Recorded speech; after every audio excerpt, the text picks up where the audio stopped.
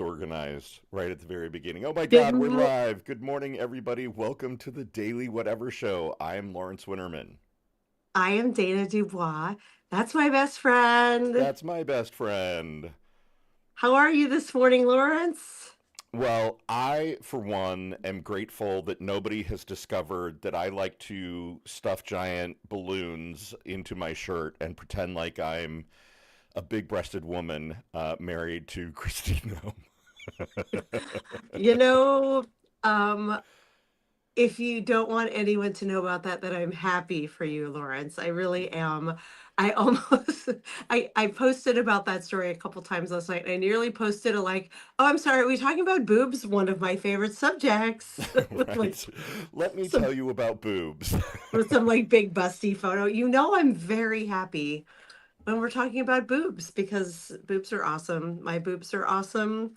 I mean, they're amazing. I have a very silly story that I nearly linked to called Hello, I Have Amazing Boobs. And it was, if you Googled amazing boobs for a long time, I was the top search result. My like 50 something rack was the photo with it. Yeah. And so I'm very Brian happy. Nome would be very, very jealous. He or intrigued. I mean, I think both. I, Really, I think it's a complicated set of emotions going on in his head. Or, let's face it, it's not happening in his head, it's happening in his pants. What right? I want to know is how come this can be front page news and, require many conversations on network TV, but Donald Trump being an adjudicated rapist and pedophile is Yeah. not? Why? Why? That was, well, we know why. My similar but different point was like, oh, okay, so she killed her dog. She spent, what was it, $70 million of our taxpayer dollars Right. on her little like fuck plane. Right. And also, I mean, ICE and all the atrocities of ICE, the deaths of Renee Good and Alex Preddy, like all of these sit firmly on her shoulders. But sure, let's hear about this man's kink again and see a little like lopsided balloon booby photo.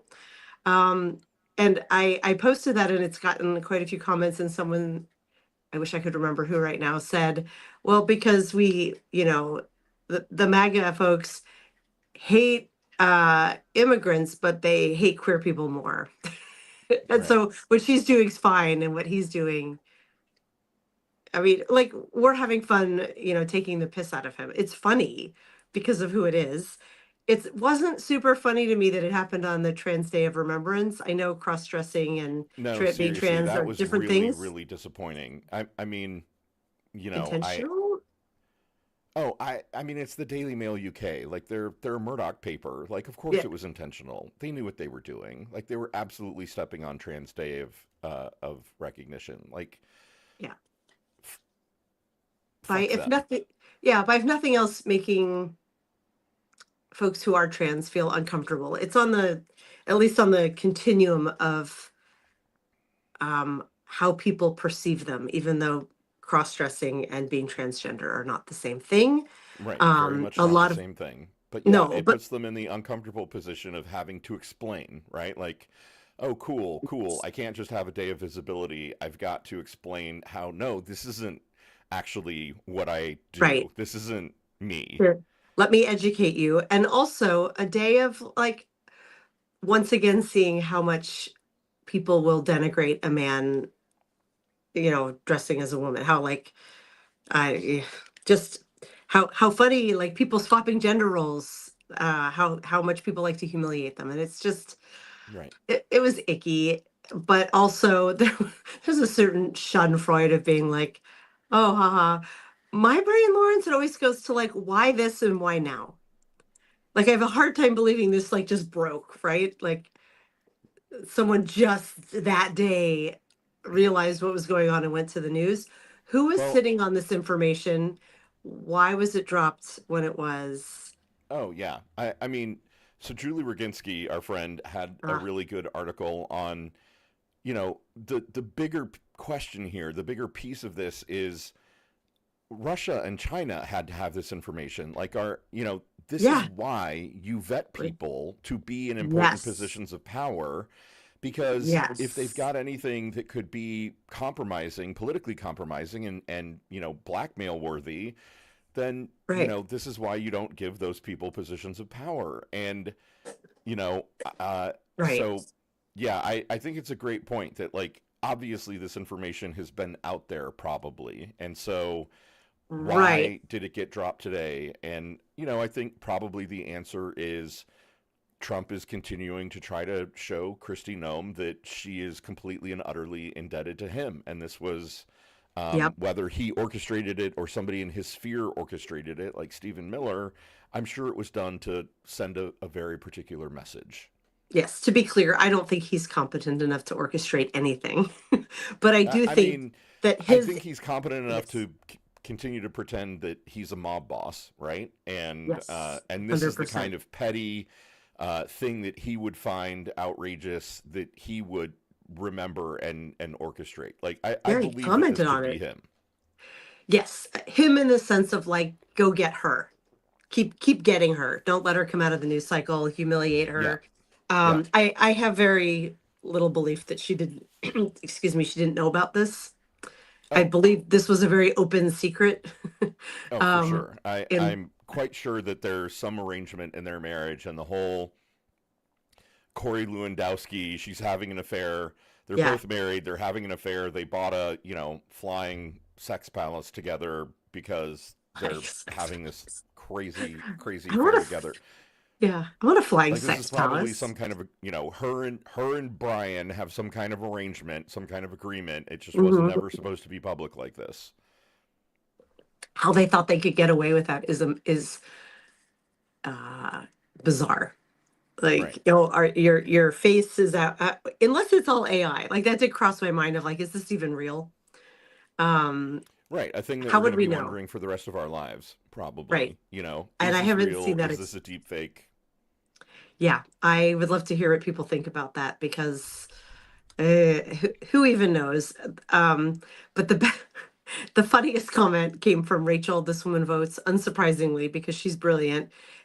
She replied and said, if he were into puppy play, she'd have shot, or sorry, yeah, if he were into puppy play, she'd have shot him already. That's, oh my God. Yes. That is, Yeah. I restacked that comment. It was just like, I'm dead. That's so funny. Why, like that's I'm mad I didn't think of it, but it's perfect. Like, pitch perfect observation. And Yeah. Ted Patchell is there's saying, check out Dr. Stacey Patton's take. I really respect Dr. Stacey oh, Patton, me so I can't wait to too. go see what she I don't says. I don't think I read hers yet. I don't know, between the flood of hot takes of this yesterday and the flood of Lindy West hot takes over the last couple weeks, after adult braces, like, um, there's a lot of hot takes to read. And you know what it's weirdly reminding me of, Lawrence? Do you remember that we had to read Portrait of the Artist as a Young Man in senior year AP English? Oh, sure. And we studied it intently in Miss Timony's class, Mrs. Timony being like the greatest teacher we ever had. Right. Um, I never actually read the book. I just paid a lot of attention in class to all the hot takes on the book. Still got a 5 out of 5 on my AP English exam Nice. when I took the test. Rest in peace, Mrs. Timony. I never told you that, but this is reminding me of that, the Lindy West part of like, I haven't actually read her book, but I feel like I'm an authority on the hot takes of her book, which is, Yeah. Yeah.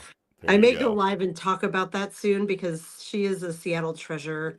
And um my shorthand version of what's happening, Lawrence, you want to hear it? I Uh, have yes. And then we've got to bring our Then we've got guest to bring on. our guest on because we have an awesome guest today and we're blathering on. But you do know about this controversy, right? About adult braces and Lindy West. Are you familiar with all of this? I am not actually. Oh, Lawrence, you got a juicy one to dive into. You know who Lindy West is, though, right? Of course. Okay, Yeah. she has a new memoir out. Um, and you know how she was kind of the millennial, like 2010s feminist icon, wrote Shrill, and her ending kind of had this happy ending of, and she had a true love match and married this conventionally handsome man. Um, the new book is about the fact that he made her poly under duress, and she is now in a throuple. But the whole book is her road tripping from Seattle to Key West as she reckons with her own insecurities and his it seems like very uncool way of forcing polyamory on her, which was essentially fucking around and then being like, and I brought this one home, we're in a throuple now. Oh, And so geez. the internet is exploding about it. Um, and my working theory is Lindy West is too smart and internet savvy to be the like, oh my God, why is everyone being so mean to my family? I think this is fourth level chess on her part to sell books and to get back at her fucking husband. Nice. Yeah. All right.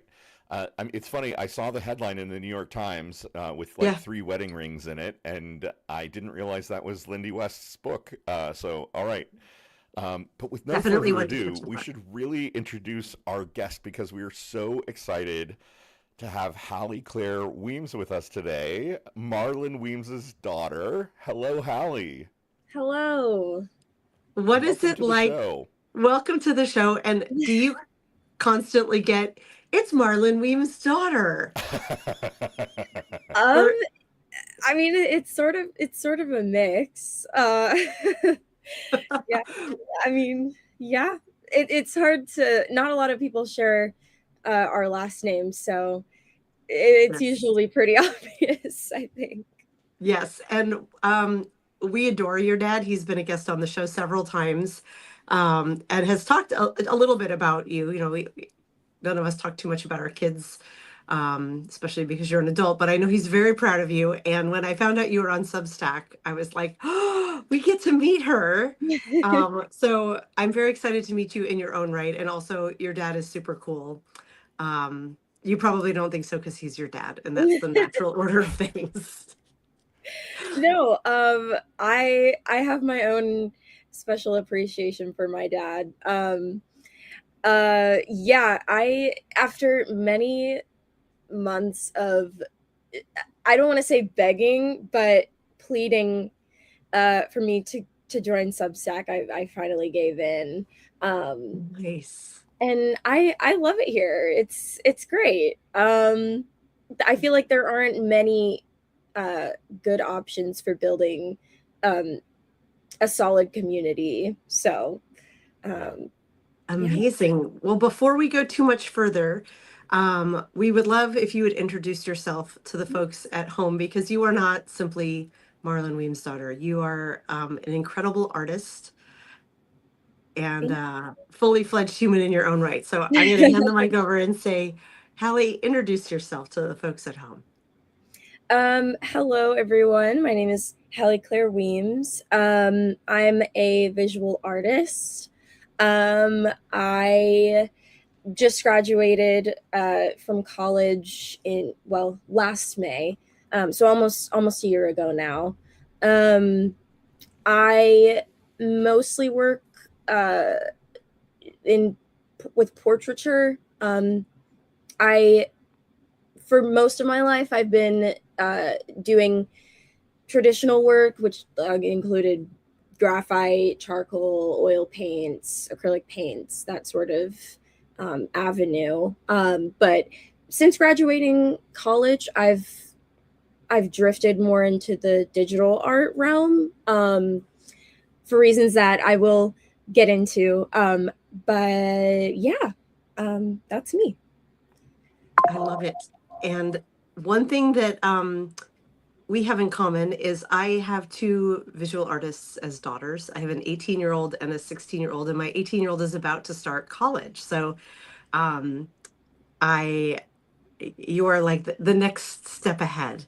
Um, my first question for you, and hopefully this isn't one that will get Marlon in trouble, is have your parents always supported your aspirations around being an artist? Short answer, yes. I I've been very lucky to have parents that saw me from an early age and said, "Yeah, okay, we need to like hone in on this." Um, yeah, I mean, they saw I really wasn't, um, I guess, interested in anything else. I have always just had this artistic urge, and they never saw it, and they never saw it and were like, okay, maybe you should try something that's more Right. likely to be a success, or um, you know i I think it became pretty clear that this was what I wanted to do, with my time. So yeah. Yeah. Amazing. I can keep asking questions, Lawrence, but I'm aware I'm hogging the mic. No, so Hallie, I'm wondering, do you have in a memory of kind of like the moment that you were like, oh, I'm an artist? Like, so my mom is also a visual artist. I've got visual artists in my family too. And, um, I've met people who like have a formative event, like a formative moment that they can remember really vividly. And for some, it was very young. For some, it didn't happen until they were a little bit older. I'm wondering, like, do you have a moment like that in your memory of when you were like, oh yeah, this is my jam. This is my thing. Ooh, that's a good question. I think it's a collection of moments. Mm, I think I've always kind of, and I say imposter syndrome loosely, but I think I've always kind of had this mentality that this is who I am. So I guess I didn't like identify with that label as artist, if that makes any sense. sure. Um, but I think I realized that it wasn't, I guess, typical to be good at art. um, Probably, I don't know. I guess during school, when it came time to make a creative project, and I kind of um, tried a little bit harder than my peers. Um, I think when I started to realize the attention that would get, I think I was like, oh, okay. So this is something, I guess. And that sounds kind of nonchalant, but that's genuinely the way that my brain works, I guess. No, I mean, I get that. I hear that, and it sounds like maybe there were moments in school where there'd be an art project, and yours would be kind of recognized as maybe standing head and shoulders above the rest. I'm guessing, is that right? Yes, I in middle school, oh gosh, what was it called? I won an award that was I believe it was made up specifically for me. My my social studies teacher, um, he would have these sort of prompts, and we would have to make drawings based on the prompts. I'm not sure what purpose this served. I can't quite remember, but I would always kind of go above and beyond what I was supposed to. And I Mm-hmm. won the day of my eighth grade graduation. I was awarded the Minnie Evans Art Award, uh, specifically like from my social studies teacher for this class. So that was pretty cool. That's amazing. And is Minnie Evans? I don't have to admit I don't know who Minnie Evans is. Was it somebody in the community? Is it an artist that I am not aware of? Yeah, Minnie Evans is an artist. I believe she's from North Carolina. I admit I'm not too versed in her history. Um, but there are a few of her works here. I believe at the Cameron Art Museum in North Carolina. So she's kind of a Nice. well-known figure here. Yeah. Oh, nice. Okay. Oh, yeah. I just Googled her, and her work is absolutely gorgeous. Yeah, Thank you for teaching me something today. That's great. of course. The day is already off to a good start. I'm tempted to ask about the kind of what do they teach you in art college now, and your whole split between traditional art and digital art you were talking about. Should we do that first, or should we do a show and tell of your work first? Because I'm thinking if I'm in the audience right now, I want to see some art because yours is so beautiful. Should we pull it up and do a bit of a show and tell and maybe talk about the progression after? Does that work? Oh yeah, absolutely. Yeah. Hallie, is Sounds there great. an order that you want to show these in? Um, I think, I mean, no, not in particular. You can just put one up and I can talk about it. Oh my gosh. I'm podcasting for there it goes onto the main screen. There's a slight delay in between when I see it here and over here. Yeah. Wow. What is this one called, Hallie? And walk us through what medium and what we're looking at here. Yeah. Beautiful. Yeah, sure. So this one I just named it Material Girl. Mm. This Nice. is a digital piece. This is probably my most recent one that I've posted. There really is no story behind it. I just wanted to kind of create something editorial style. I included this one because my art, my more well-known art, I think is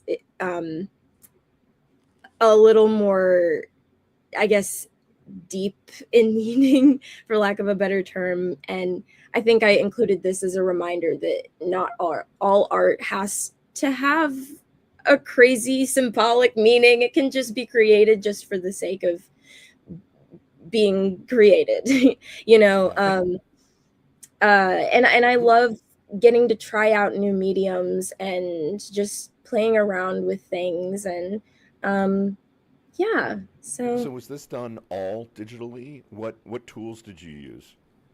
yeah, so I use an app on my iPad called Procreate. That's really the main Sure. program that I'm using. I love Procreate. It's awesome. Yeah, My kids Who is this are like woman to you? dabbling in Procreate. yeah, So it's this awesome. is It's an amazing. awesome tool. Yeah. Okay.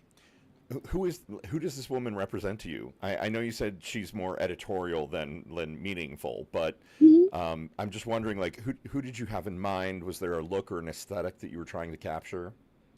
Yeah, I I think I really like the style of just like, I don't know. I tend to dress like this when I'm going out. Nice. I I love dressing up and getting to represent myself in I guess a physical way. And so I guess that's where this came from. I just wanted to kind of draw something inspired by that, because I love fashion and I love clothes. I If there's one thing about me is I love clothes. My closet is too small for the amount of clothes I have currently and want to own in the future. And Was that it's ever one a pull for you, the fashion side of things? Like, did you ever think like, oh, maybe I'll go to Parsons and study fashion or something like that?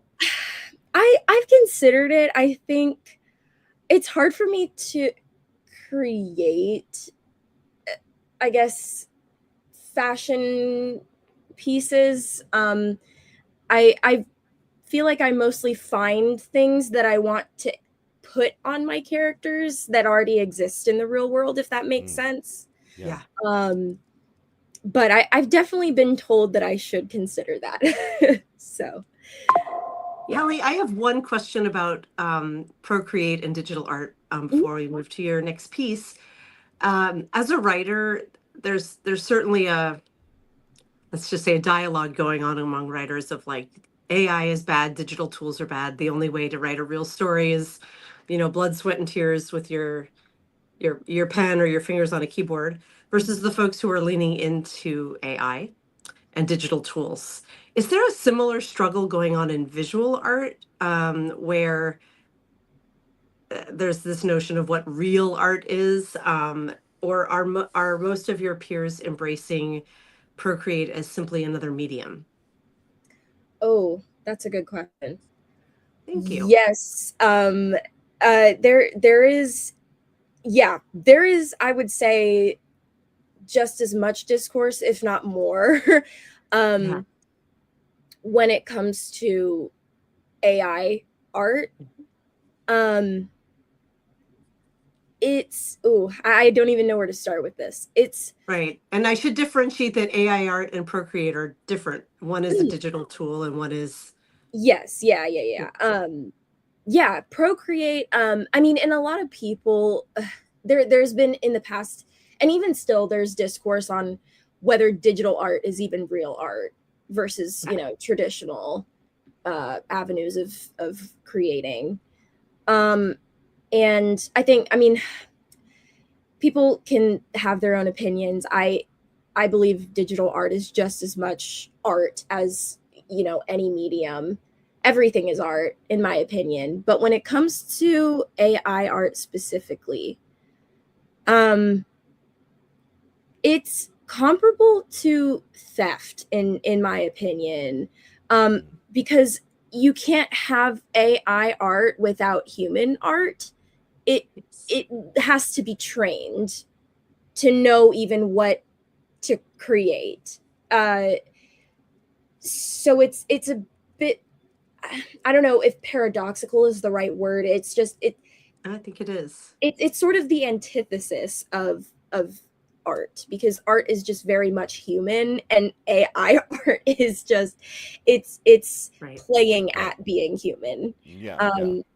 And stealing all of our, you know, you were saying it has to leverage existing work. It's doing it without reimbursing the artists and the writers for Exactly. studying all of our work first. So Yeah, exactly. And there's a there um I mean, yeah, there's a lot of discourse with it, and I've seen people that genuinely think that AI creating AI artwork, it is work. Like it takes so much time, and like it's crazy. I've seen people in comment sections talk about, oh, AI art takes so much work because you have to tell it what to make and put in the prompt and all this stuff, and it's just it's laughable, really, that could even be compared to hours and Right. hours and hours of human made right. artwork. Yeah, it's comical to me. I love Totally that. makes sense. I kind of switching gears a little bit. My eyes catch on little details, and I'm curious if the like little like graffiti piece next to her earring, is that your signature, or is that just nice? Okay, Yes, that's it cool. is my signature, yes. Awesome. I love it. And it almost looks like you kind of did it like in the background, like that's your signature blown up really large or something and kind of off skew. That's so great. I love this piece. Thank you. Let me pull up the next one. I And love yeah, Art Day. Why don't we do this more, Lawrence, where we're like, honestly, we really should. I think you're Uh, our second person we've had show and tell art with. Jason Odell in the chat. Was, um, yeah, being the first. So, oh my Awesome. God. Oh, Hallie, this is so pretty. Look at Thank so the you. light hitting gorgeous. her face. And yeah, and the colors and the way you do the tone on tone so well. It's so gorgeous. Thank you. Let's Who hear is more about she? this piece. Yeah. Yeah. So this piece, I created, let me think. I believe it was my first, either, I know I created it during community college. I'm a little fuzzy on which semester. Um, but this obviously is a self-portrait. I the photo that I used as a reference was kind of haphazardly taken. I really wanted an interesting light source. I love playing around with light and value. It's one of my favorite things. And I actually used a plant light as my light Oh, source, nice. which makes sense when you kind of look at it. Um, but it actually took me so long to get that magenta color because Mhm. paints are so interesting. There are so many facets to painting, like when it comes to color matching and creating a specific color. Because I was using um, cooler toned colors, so it wasn't going to give me that vibrant color that I was looking for. But once I found it, I was like, oh, this is my favorite thing. This is my favorite thing, because then everything just starts clicking into place. And once I got that magenta, I knew I wanted it to kind of be um, the most prominent color in the color palette. Um, Right. but with regard to, I guess, the theme, I really wanted to create something that encapsulated, I guess, the idea of becoming or just kind of transitioning into a different form of yourself, I guess. Mm-hmm. And that's why I named the piece Bloom, because during this time in my life, it was a very transitional period for me. And I really wanted to represent that in my art that wasn't, I guess, obvious or cliche. Um, so, yeah. How old were you in this piece? Like, what is the age that you're representing here of yourself? I believe I was 19. That sounds about right. 19 years old. Yeah, I Yeah, love the I look on your face because it does, to me, really speak to becoming or moving forward. Like, to me, she looks like she's standing off the side of a stage and getting ready to step up into the spotlight, you know, and that's kind of mhm. the lightness on her face is the light of the stage as she's getting ready to move up kind of into the spotlight. So I love the way you captured that. The kind of like she's standing still, but there's still movement in the piece, right? Of wanting to Mhm. move forward into the light. I love it. Thank you. Yeah. And the media in this is paint, right? Like this isn't a digital piece. Yes, this is acrylic paint. Okay, Yes. got it. Is there Um, when it comes to traditional media? Sorry, Dana. oh, you're no. I'm Please so keep going. I curious have a about question the. from the chat for next, but keep Yeah, going. You're doing like, great. is there a traditional media that you like kind of most of all? Like, is it acrylics or oils or watercolor? Yeah, totally. I very much enjoy using oil paint. Mm-hmm. Oils are by far my favorite medium traditionally. Um, Either that, a close, very, very close second would be slow drying acrylics, which kind of give that oil paint effect because acrylics are notorious for drying super, super fast, Right. which can be a benefit, but can also suck when you're trying to kind of figure things out at a slower pace. But I love oils. Um, yeah, it's probably my favorite. Nice. Yeah, I we have a lot of acrylic paint in this house. I didn't know there was slow dry acrylic, but one summer my kids did take an oil painting class and their work was beautiful. But man, you really need a dedicated spot because I thought about bringing it in the house, but ventilation and like Mm-hmm. Oh yeah. oil painting is like an investment. I For sure. I love Lawrence, you touched on this of um the way that you're looking up and you have this sort of benevolent but very fierce calm presence as you're looking toward the future. That's what I see when Mm-hmm. I look at this, and I'm fascinated by how in lesser hands the dark magenta that you chose for this half of your face, it would look, if I tried this, this would look like a blotch. But you Yeah. don't, it's you don't see it at first, right? You just see that it's the shadow contrasting the light in your eyes. I love it. I love it. I love it. And there's a question from Shayla in the chat. Hang on here. Let me find it. Oh, Shayla is asking, how much does what you imagine you want your work to be match the final product? Mm, Great that's question, Shayla. that is a good question. And a follow-on question that might help you answer that from Karen is, do you sketch first and then paint after? So I think this is all about process. Yeah. Yeah, really, really good questions. Yes, I will sketch first with this piece in particular. I'm trying to remember. I sketched it on a piece of newsprint, and then I carbon copied it onto the wood panel. Which you can actually, at the very bottom, there's like kind of a grayish color, which is actually like the remnants of this carbon copy.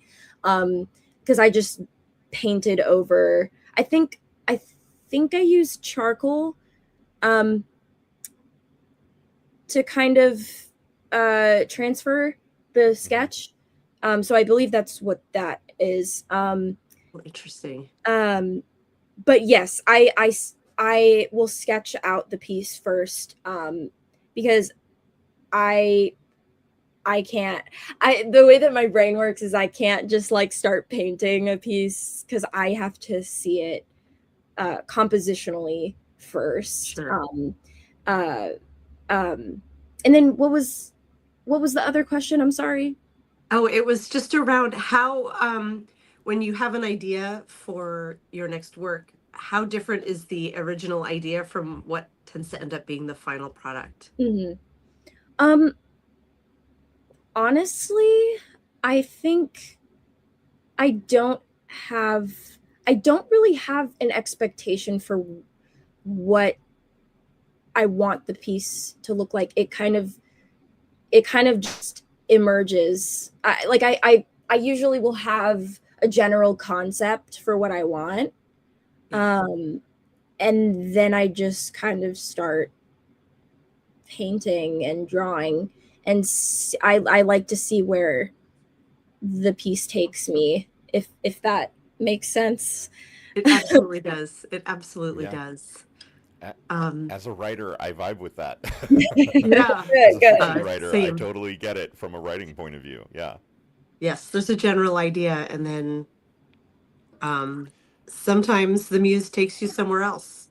You have to figure it out as you go. Well, this is just extraordinary. How large is this piece? This piece, I believe, is, I want to say 22 by 24. Okay. That sounds about right. 20 Good by size. 24. Yeah. Nice. I think it's 20 by 24. Yeah. All right, let's move on. I love this one, partly because I loved Get Out, and I think Daniel Kaluuya is so handsome. Oh, he's so handsome. This is such a great capture of like that moment in the movie. It's so good. Yeah. This movie, Jordan Peele. Jordan Right. Peele, all day Jordan long. Oh my gosh, like, this is a favorite in our house. Like I can't even count how many times we've watched this, and I don't even like Same. horror that much, but I love everything about this film. Like, oh my I think- gosh. yeah. It's so Wow, did you capture him? Yeah, I mean, it's so much more. It's horror, but it's so much more. It's, you know, Yeah. it's body horror. It's a commentary. It's a commentary that Yeah. I think people of color, and honestly other marginalized groups of people, I think when this movie came out, it was like, oh wow, this poignantly captures such a complex idea that many of us deal with. And it's interesting how so many of my non POC friends, they kind of miss the point. Really? I mean, I believe you. I believe people. Yes. I believe when people are missing the point, but I'm like, It's kind of like with Star Wars. It's like a lot of people miss the point of the rebellion. Right. You know, Oh, it's right. it, I think when you communicate an idea in such an artistic way, at times it can totally fly over people's heads. Right. I Yeah. love that in this film, like the use of humor to put you at ease as it's outlining like the most horrific, sort of over the top way of portraying racism, that like they're literally like old white people are literally, oh, I don't, spoilers if you if you haven't seen Right. Get Yeah. Out somehow. If you haven't seen Get Out at this point, you've seriously missed. Right. You need to I go see it. to not miss that, right, it's they're literally stealing the souls of everything that's strong and powerful about these young Right. Black people, these The old bodies, white, souls and the bodies, souls right? and bodies, yeah, that they are kidnapping and taking everything out of. How could you, like, how could you just be like, oh, it's just a fun horror movie, there's nothing, Yeah. there's nothing to say here. Right. How do you um pay any attention to modern America culture? oh And my at the God. end, as the cop car pulls up, we're all like, oh, Jesus, we know exactly what's Yeah. going to happen here. Which Yeah. apparently was what Jordan Peele wanted to do with the original ending, was that Mhm. the Daniel Kaluuya character would end up in jail, right? Mhm. Uh, but it Ugh. didn't test well with audiences, and so he changed it. Yeah, I would have like smashed my TV into a thousand pieces if that was how it ended. I have to admit that would have just Mhm. Which um it's very yeah. interesting. I was gonna actually bring that up. Yeah, it's very interesting, um, because I think the original ending is how it would have ended if this were, Oh Right. yeah. No, that's which exactly I right. mean, it is a reality for Yeah. a lot of Black men, unfortunately. So Yeah. Yeah. Yeah, it would have been the appropriate and correct ending to it, and the most honest ending to it.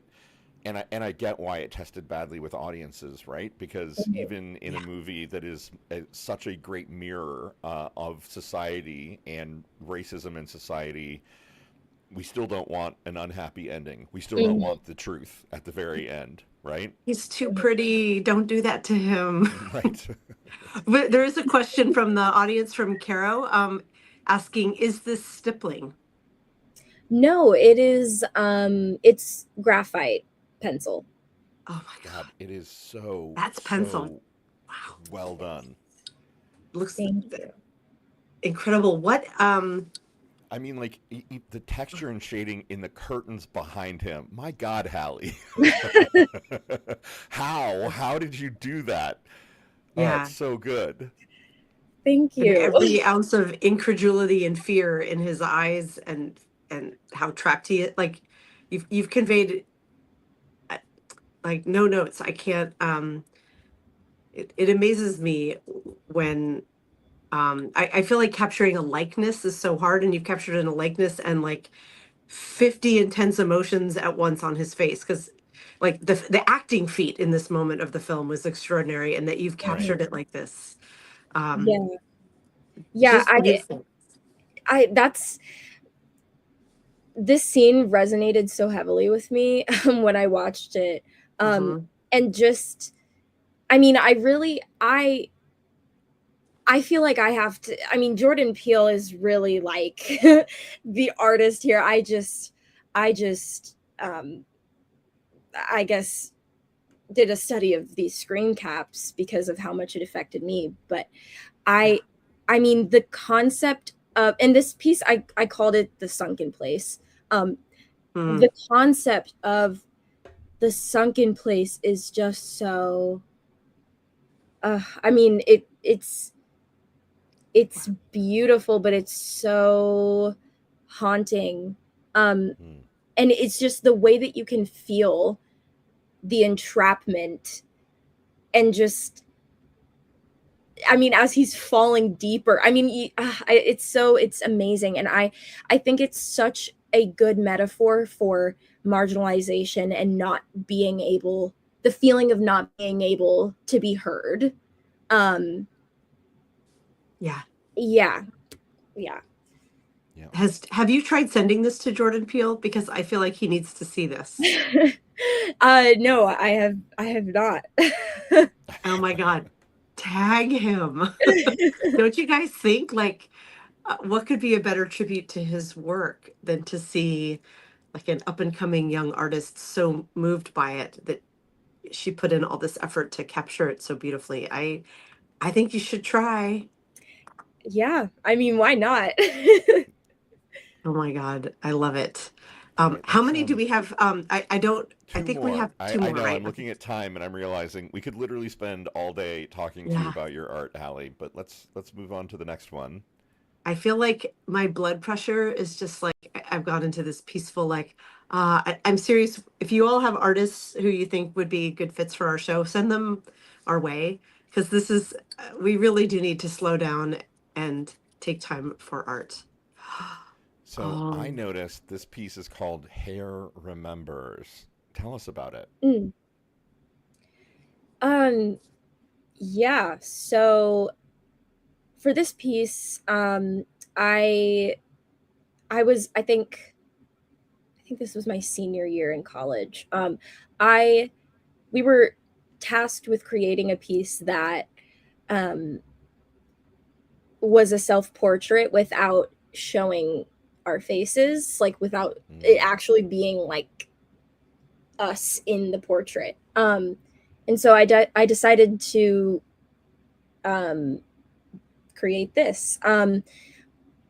I actually did cut pieces of my hair and used them as a reference for this.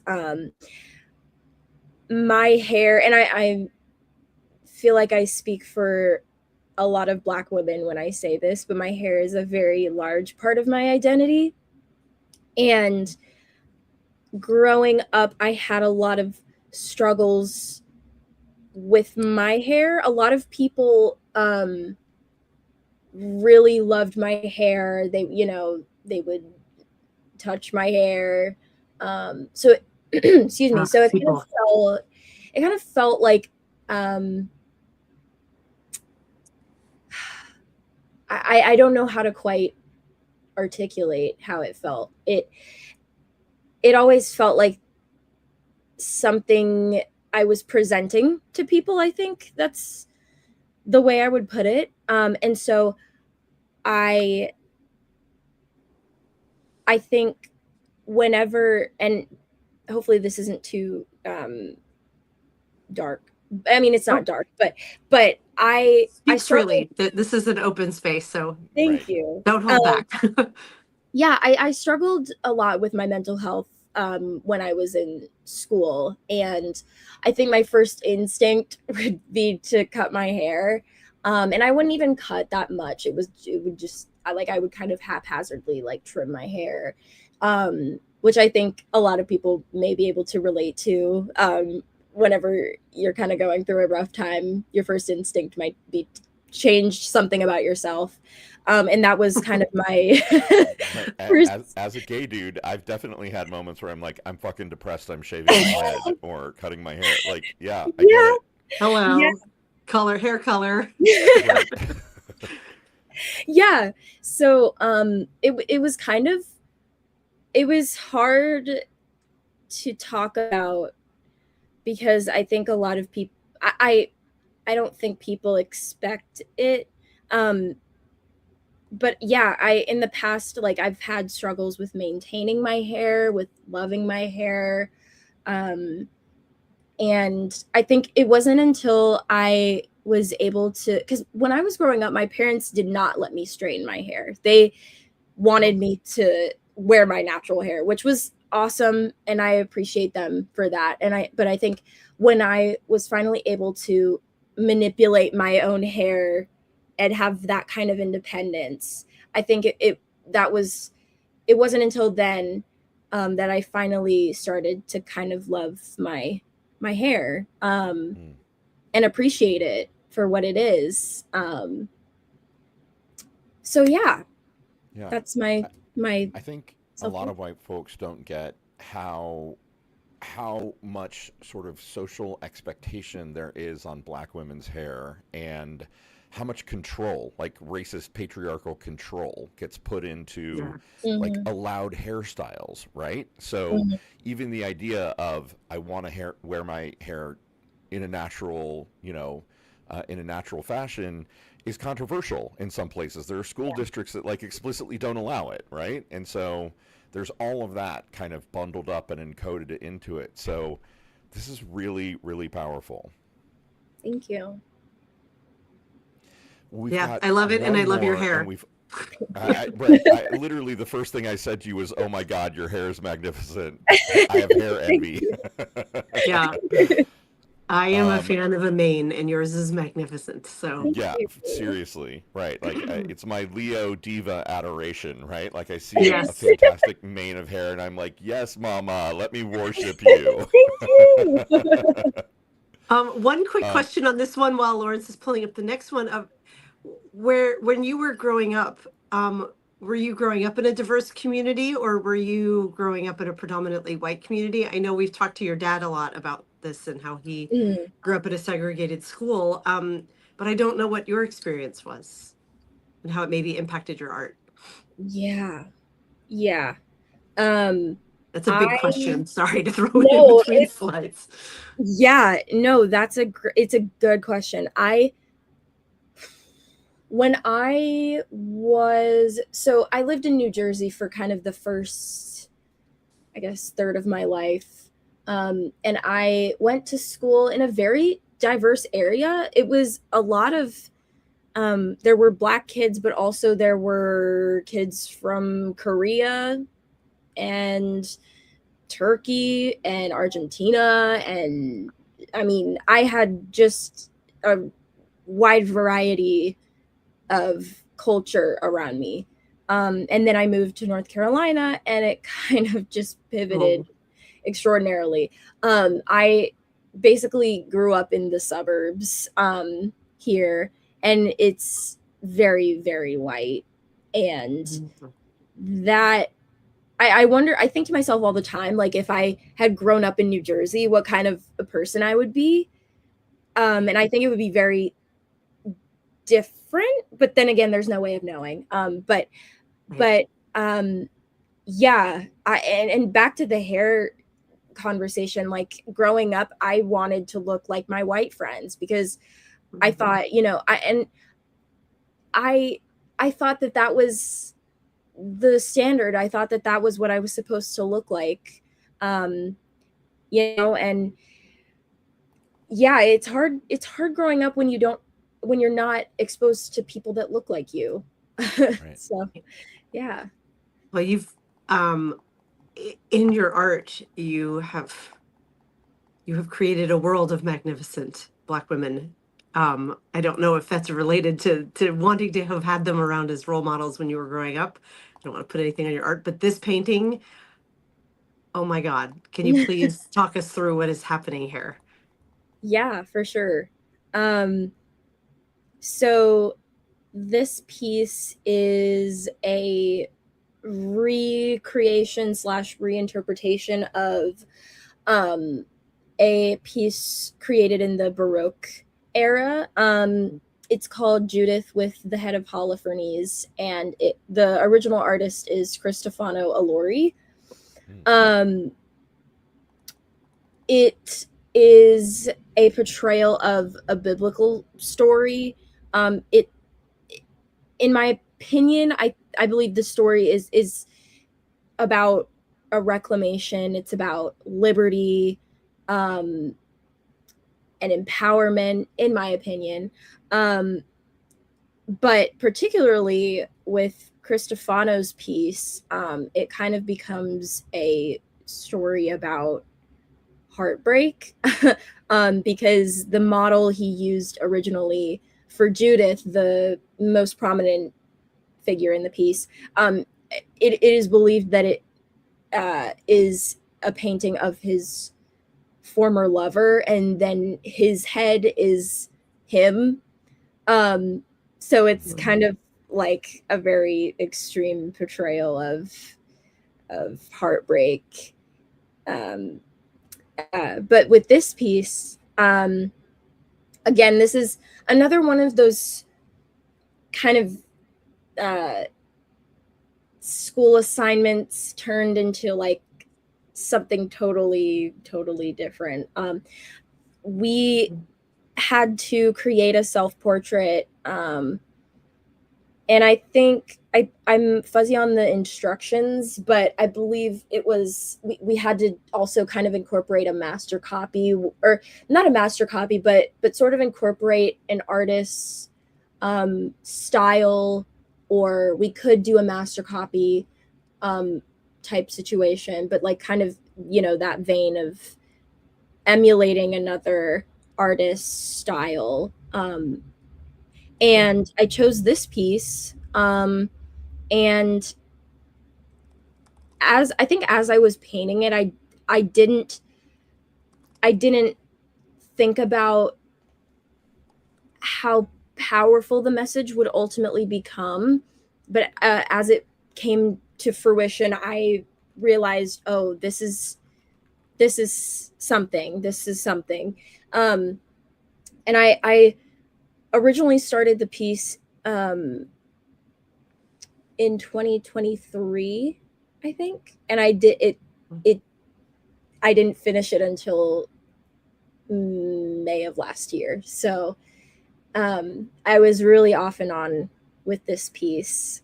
But yeah. Couldn't you have just had AI finish it for Right? Sorry, I couldn't resist. No, totally. I mean, dang. Right? You really missed an opportunity to optimize there. I know, right? I am completely teasing. This is extraordinary. You're getting so many comments in the chat. Lefty Prof is saying that they teach the original painting in class because it always keeps their students riveted, and what an incredible interpretation this is of the original. Also, I don't want to intimidate you, but your mom is in the chat being awesome. So we're so glad you're here, Shannon. I can only imagine how proud you are of your amazing and talented daughter. Oh, and the chat froze on me. I'm hitting refresh, so hopefully I can jump back in. I Do you was mind if trying to. I downloaded the the original Yeah. by Cristofano Allori. I can't Yeah. get it uploaded, but I was going to do a compare and contrast. All I can say is I like yours so much better. Oh, wow. Can you repeat the name of the painting again? Because I want to go look it up. Yeah, The it's original? Judith with the Head of Holofernes. It's Oh, by they're good. Yeah. Thank goodness I did not know how to spell Holofernes. So luckily, Google anticipated with Judith with the head of. Oh, I see it. Wow. Yeah. Yeah, An I amazing honestly think interpretation. you've outmastered the master. Like this, your piece is absolutely stunning. Thank you. That is high praise. Truly, this is glorious. What was the medium here? Like this is That looks oil? like oil. Yes, it's oil Okay. paint on wood panel. Yeah, I Oh my couldn't gosh. imagine Is it how you could get huge? that kind of detail with. It's about the same size as Bloom. This Okay. one I am positive it's 22 by 24 Got inches. it. I absolutely love it. And our wonderful moderator, Karen Marie Shelton, is sharing links to where to your site where I believe you can buy prints of this one, correct? Not just yet. I'm still working on trying to figure out how to take a good quality photo of it so I can sell prints, but I'm working on it. Definitely. Got it. Oh man, if you were out here in Seattle, Bellevue Fine Art, they do scans of art, really? and they're like museum quality prints. But I don't know, I only know of places out here, obviously. This is astonishing work. I know we're getting to the top of the hour. I have two questions. One is the question we ask everybody at the end of their first appearance. But my question is, as the mom of two artists, one of whom is about to go to art and design school in the fall, do you have any advice for her or for me? Okay. I would say for you, support is everything. Well, I guess this could be for you and for her as well. Support is everything. Community is everything. I think making those connections with your peers is so, so, so important. And even your professors. There's one professor in particular that I am still in contact with, and she is so supportive of me. She's the same professor I had when I created the last piece by my own hand. So she's seen kind of my progression in like through the years, because I had her both in community college and 4-year university. So she's seen my progress, and just having peers that are kind of going through the same things that you're going through. It's an experience I wouldn't trade for anything. And as a parent, having that support, I think, is also very important. I would not be here without the support of my parents. So yeah. Your dad is awesome, as we said at the start of the show. So I can only imagine how proud they both are of you. And your work is extraordinary. Karen has been posting so many links in the chat. Thank you, Karen.